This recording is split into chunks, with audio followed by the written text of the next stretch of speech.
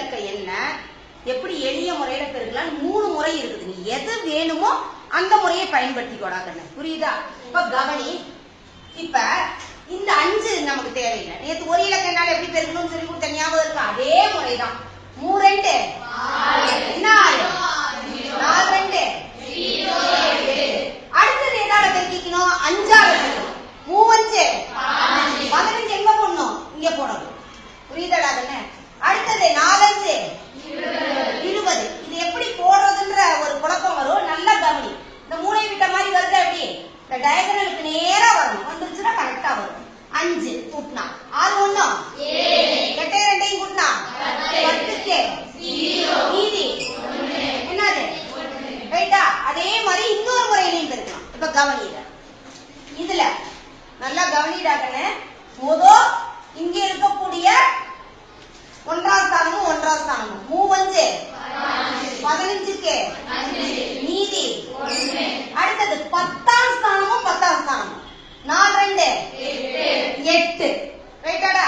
இப்ப நல்லா கவனி. உள்ள இருக்கக்கூடிய 2 எண்ணையும் இருக்கிற 3 2 4 5 26 26 1 27க்கு மிச்சம் 8 2 10. கரெக்டாடா கண்ணு? 2 விடையும் கரெக்டா இருக்கா? அதே மாதிரி அடுத்தது இன்னொரு முறையிலேயே பெருக்கலாம். நீங்க 2 இலக்கம் வந்திருக்குதா? அப்ப இப்படி கட்ட போட்டுக்கிறேன்னா இல்ல ஒரு சின்ன ஒரு காரியம் செய். இப்ப இந்த மூளை விட்ட ஒண்ணு லேசா வரைஞ்சு போடாங்க. இல்ல என்ன பண்ணிக்க நீ? மூளை விட்ட ஒண்ணு. ஏன்னா நம்ம எப்பவுமே 2 2 இலக்க எண்களாக எழுதினாதான் கொஞ்சம் பரவாயில்ல. நல்லா கவனி.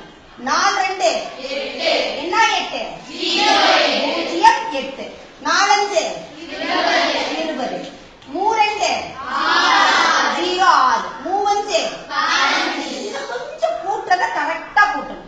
இப்ப இது இருக்குதா? இங்க கோடு வருதா? இந்த கோடை வேணும்னா நீ என்ன பண்ணிக்க? அப்படி எக்ஸ்டெண்ட் பண்ணிக்க. புரியுதா? புரிஞ்சுக்கிறதுக்காக. இப்ப இங்க 5 மட்டும் தான் இருக்குது. அடுத்து 6 1 அடுத்தது 8 2 10க்கு மிச்சம் 1 0 கூட்டினா வந்துருச்சாடா ஆன்சர்? சோ உனக்கு என்ன முறை வேணுமோ அந்த முறையை நீ பயன்படுத்திக்கோடாங்க.